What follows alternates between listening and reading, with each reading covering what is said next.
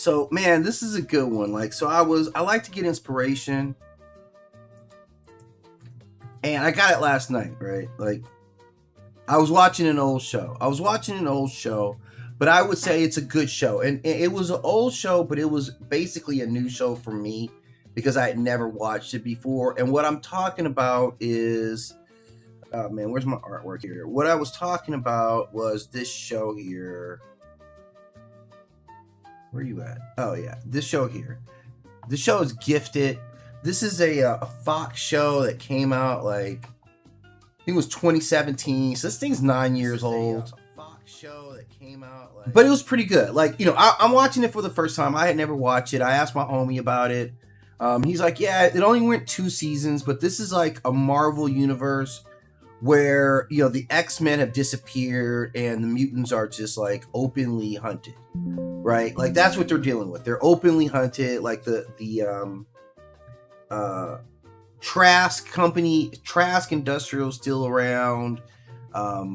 You know, the Sentinels are like, the Sentinel program is like a thing. Like it's a normal thing to have the Sentinel program, right? So the world that they're living in is mad hostile to mutants. In fact, mutants are just being hunted, and it's terrible. It's a good show. Like there's a lot of cool people on there. You know, Jamie. Like I knew Jamie Chung from like, oh man, I'm trying to think.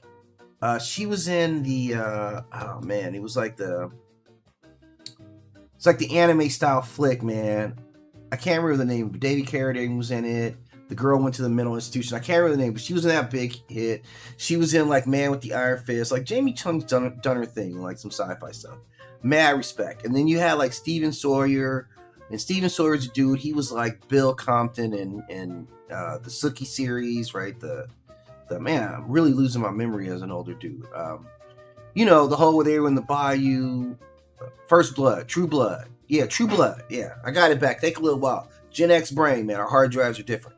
So I looked at it, I'm like, yeah, okay, it's got some people I can recognize as, you know, good actors and you know, good talent. So I get into the series and I'm digging the series. Like I'm not shying away from series. I'm just in season 1 right now, and I know we got at least another season. So it didn't get 2, it did get canceled. So, you know, there's a little bit of that. That's what my boy was saying. He's like, it's a good series, but going into it knowing that you got 2 seasons and it doesn't get to completion. That's all right though, you know. So I'm still enjoying it, and you got some cool characters in there. Right. But, and it's a cool character. Like the whole point is that, you know, we've gotten to the point where now, you know, like there's been a couple of incidents and now we blame mutants for it. And so we're just like, yeah, we're locking up mutants. So it gets involved. It's really a play on like surveillance systems now, how the governments move. It's really a play on that, right? As much as anything else. Because it feels very like, you know, this was 24 back before, you know, when, you know, after 24 really like got its feet wet, like people started mimicking that style. So it has that style, and you can kind of see that style in like a lot of the CSI type flicks and stuff like that. And I don't really dig on those too much, but the whole point is that they're being surveilled because they're mutants and they're living underground. Like it's rough out there, right?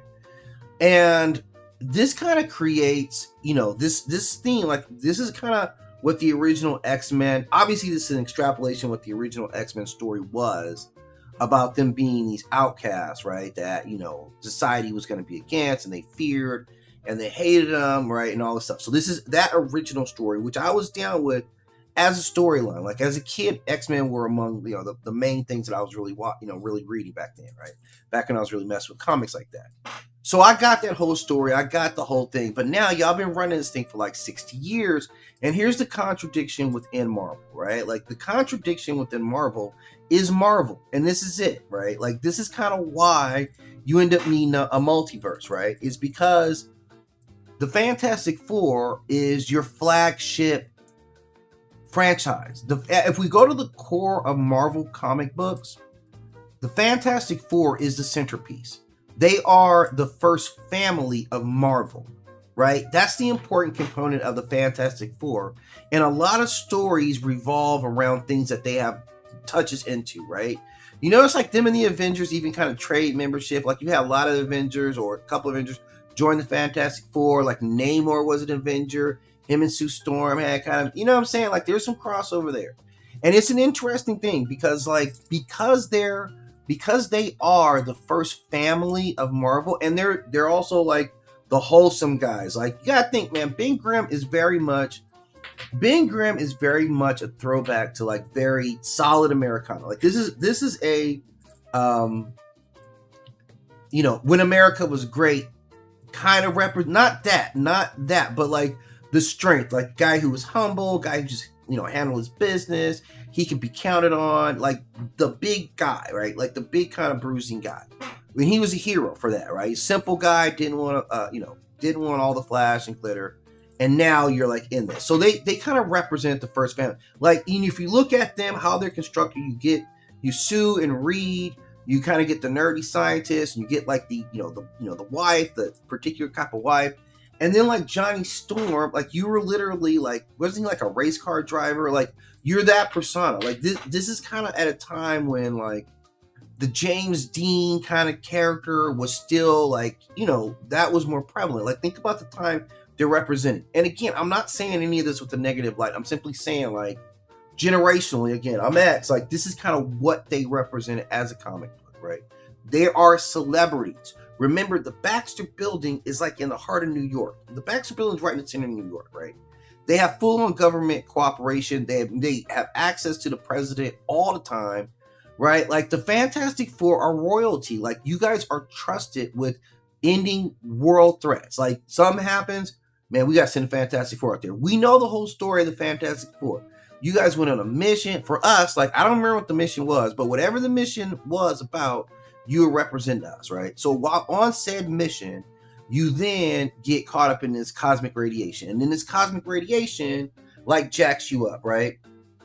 Yeah, Ben Grimm, working class hero, 100%, right? So this is who they are. This is who they represent. This is like America at the core, right? So that's 100% right. And Johnny was the race car driver, playboy. So this is kind of who they represented. This is when you go back to this era. These are what our heroes look like. And it's cool. I'm 100% cool with it. I saw the last movie. I don't really mess with the Fantastic Four myself. I didn't really like them a lot, but I'm cool with it, okay? Then you get to the X-Men, right? And now they're hunted. Like, their entire time, they're hunted. I can understand a couple of incidents, but they've made like 40, 50 years out of this narrative, while at the same time, these people over here who have powers are celebrated, right? And that's a contradiction that you have. This is why you have to almost have a multiverse, because these two universes don't coexist, right? Because what you're saying is, if you're born with powers, right? If you're a mutant and you're natural, we hate you. We're afraid of you, and you need to be registered. We need to put you in jail, and your powers need to be suppressed, right? But if you gained your powers through an accident, through experimentation, or some other mechanisms like Captain America, right? You're a hero and you're celebrated, openly celebrated for having those powers. We're not afraid of you then. So this creates a contradiction, because it's like, okay, why is it the people who are born with powers are vilified, but the people who get their powers in an accident are treated like royalty? That's Marvel's contradiction in a nutshell. And I get it that it makes me say, man, like, were you guys even reading other Marvel comic books while this was going down? Because this is, right? Well, see, okay, that's the thing. Like, if a metahuman would be treated, it seems like metahumans would be treated the same. Like, all of them still come down to you. Like, gamma radiation changed you, right? You were mutated. Cosmic radiation, like, that's the whole thing. It's BS, man. It's 100% BS that they are treated differently, even though essentially you guys are the same thing. Why do I care? Like, why do I care how you got your powers, right? Like, that's the whole thing. How'd you get your, does it really matter, right? And it seems like it does. Like, you guys be cool. Like, I put this together, man. They're cool with aliens, right? You're cool with gods. You're cool with monsters. He's a mutate. He has gamma radiation, cosmic. You have every kind of mutation that exists, and all them guys are cool, except for the X-Men, except for a natural mutant. We got such a problem that they're afraid of them, but the Hulk is walking around. Like, and here's the thing, and I'm not saying, like, Spider-Man is mutated through radiation, right? But I wouldn't notice unless I know Spider-Man. In the real world, if I live in New York, right, and I see Spider-Man around and he's saving the day, I have no idea how he got his powers. So in order for this world to exist, I have to be like, man, if you were born with these powers, I hate you. But if you got these powers some other way, it's okay and I can love you, right? That's what we're saying fundamentally about Spider-Man, okay? And I'm down for Peter. I love Peter. He's a cool character. And I see why people gravitate towards him and why people like him. And I'm simply saying, like, you guys don't know how he got, like, how do you love Peter? How do you love Spider-Man, the neighborhood guy? And then in the same city in New York, y'all hate mutants and the other people got to live underground, right? Is it like the ugly ones? Are we just saying that the ugly ones got to be underground? Because I'm like, okay, why y'all mad at Rogue? Like, I understand why you're... First of all, why would you ever be mad at Storm? She has the ability to make crops grow and make life cool, right? She controls the environment. How could you ever hate her, right? Like, I understand some of the dudes being afraid of, but like, you love Johnny Storm. Like, how, like, even character comparisons. Like, Johnny Storm and Cyclops often feel like the same kind of dude to me. Like, Cyclops is a little more disciplined, but it's like, if you cool with Johnny Storm, it would seem like you would be cool with Cyclops because they're the same kind of dude. Like, they're essentially the same kind of dude, right? They're into motorcycles, fast cars, like that. That's the whole thing. They have the same kind of ego about them. But you love Johnny Storm, but yet you hate Cyclops. And that's where the contradiction's at. And like I said, all this comes about because I was watching, I'm watching Gifted last night, and I'm like, yeah, okay, I get the storyline. And then I'm like, first of all, I'm always like, why don't the mutants just take over? Like, why y'all living broke? Why are you guys living broke here when everybody has some type of power? Like, I'm like, okay, Polaris, why is our building jacked up when you have metal control abilities? I'm just saying, why couldn't you build a frame to which we could repair this building? Nobody has some type of vegetation growing powers, like nothing. Right? First of all, we shouldn't be broke if we all have some mutant abilities on here. There's some legitimate business we could go into if I have power over magnetism or whatever else you guys have. Everybody else seems to have some kind of useless power. I don't know what it is. And you guys don't even be looking like mutants. So, so this is kind of like how they handle the mutants. Either they're the most powerful beings on the planet, or they're a pack of bitches that we can just throw some collars around and we can control them. Because that's what they vacillate between. They're not even consistent on how they handle mutant powers. Like, we all know now, it only takes about 2 mutants. It really would take about 2 mutants to take over the planet. Right now, on any given Sunday, it takes about 2 or 3 of the right mutants, and the planet's done. And again, a lot of us just got done watching, the Boys series, right? And the Boys let us know that all you need is one planetary threat, and everybody has to bow down. That was one person. Homelander if Homelander were in the Marvel universe, he's mid. If Homelander were on the X-Men, would Homelander even be the most powerful of the X-Men? I still think he probably, let's see. He's definitely not more powerful than, is he more, okay, he's not more, like, he gets caught by any of the telepaths. Right? Any of the telepaths in the X-Men universe get Homelander immediately, right? We can all agree on that. He would have to fold to Professor X. He would have to fold to anybody who does the illusions. He would fold to Emma. Like, he would be mad suspect to Emma, right? Does he beat Iceman in some of the other Omega levels? Maybe. Maybe he does, okay? But just think about this context. Like, if Homelander is at par with, say, like a Magneto in just overall destruction, he laid down fear across the whole planet. Like, it was like, if he continues, he has fought in his control and the United States, but he's a planetary threat. When we have all these mutants, so you basically saying we have all these planetary and sometimes even cosmic level threats, but yet we're controlling, but yet they're broken. They're living in these like dilapidated buildings and not having good food. Right, so there's a lot. It's a weird contradiction in how Marvel 1 is handling its mutants, and how other superpowered beings are. Like, Thor is revered, right? And I get it. Thor's good looking, but when people see Thor on the street, they run over to Thor. Like, one of the biggest contradictions to me is Ben Grimm and Hank McCoy, right? Like, okay, I got a picture of Ben Grimm here. Well, we know what Ben Grimm looks like. You're the rock dude, right? Like, yeah, people were a little bit afraid of you. Let me see if I got a picture of Hank. Yeah, let me see. I think it's got an image of Hank here too, right? Ah, man, no, I don't. Okay, hang on. Let me get a shot of Hank McCoy, because this is like the biggest contradiction in this universe, among your own characters.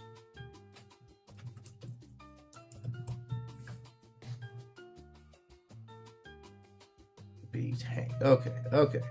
I mean, we all know what this dude looks like, man. We know what the Beast looks like.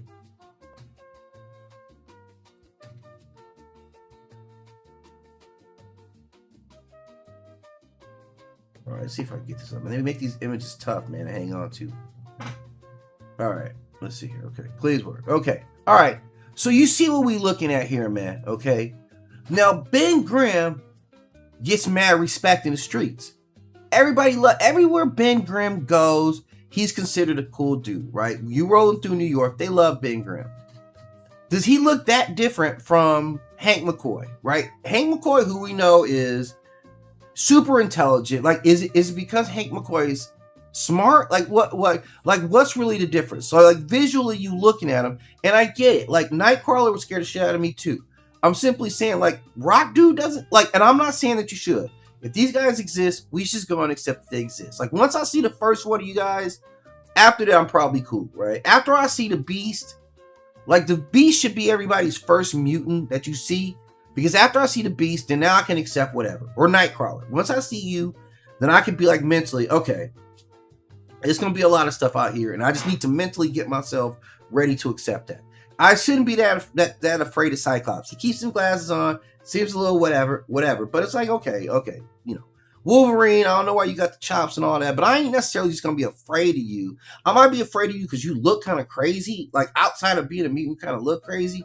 But everybody else, like, it's really, really odd, the world that Marvel's built. And then I get it. I'm like, okay, you really couldn't have all this stuff going on and have one universe. All these different concepts actually don't fit in one universe. And that was just something like just watching the series. And again, I will watch Gifted. I can't, man. I wanted to be able to tell you guys where it was at, but I'm like, I don't even know, man. I got a super box, so who knows what I'm watching on. I think I'm watching on my super box. I am watching it. So if you got a super box, you could watch it on your super box right now, all right? And it's a cool show, two good seasons. Episodes are like 40 minutes. I think we're in we were still season 1, and we might be like episode 6 or something like that. So they're decent size. So it's a nice little binge on the weekends, right? If you're like, I just need something to binge on the weekends, it's got some action in it, and it does. It's kind of, it's obviously superpower oriented, right? So you see a lot of that. They have some pretty decent special effects and stuff like that. So they do a good job. Like, they have a super attractive cast. Like, the cast is really good looking. And it's all right, man. Like, it's actually a cool flick. So that's what the impetus was. But as I'm watching this and I'm seeing how they're handling the mutants, I'm like, this don't make no sense, man. You have to literally treat them as two separate universes that can't collide. And that's the thing. Like, when you have intellectual properties, like, you don't see a lot, like, it's a tough storytelling thing, because if you treat it as a universe, as your world building, it's tough when your universe has built-in contradictions, and most people's universe don't have that. If I judge you by, like, Lucas or Lord of the Rings or J.R.R. Martin, right, they don't build in contradictions in their own universe where, like, these two things that's not possible, right? It's not possible that these two things, like, oh yeah, and Mordor's from the Shire. Yeah, Mordor has a spot in the Shire that he comes and hangs out. Like, those things wouldn't happen, and that's kind of what they're doing. Is there's like it facilitates why they needed a multiverse, because it's like, yeah, clearly you guys aren't reading what these guys are writing. So there was clearly not an overall direction. Like, everybody's an independent contractor. Everybody's just operating in their own universe, and that's why they facilitated the multiverse. And maybe that's the best thing, because you can't incorporate, like Gen Z, right? Gen V incorporated with the boys, right? It all works together. They were developing their own story, but around this kind of, like, look at the bigger Star Wars stories. When you watch Star Wars, I just finished reading another Star Wars book. And this is like, they went back in time. It's a little bit back in time. We're showing some stuff that we didn't see. But everything works within Star Wars universe. The story is one content, even though they go on different streams. There are different people over here. Okay, while this was going on, you were doing this. Or 10 years before this happened, I was over here, right? This is Alderaan before we got blown up. All that kind of stuff was going on. And they can weave that in there, right? So you get story continuity. When you got a bunch of independent contractors and everybody's going for self, this is why you get what's the Marvel Universe. It just don't make no sense. I love the Marvel Universe, but I'm like, you cannibalize yourself. Like, this doesn't make any sense.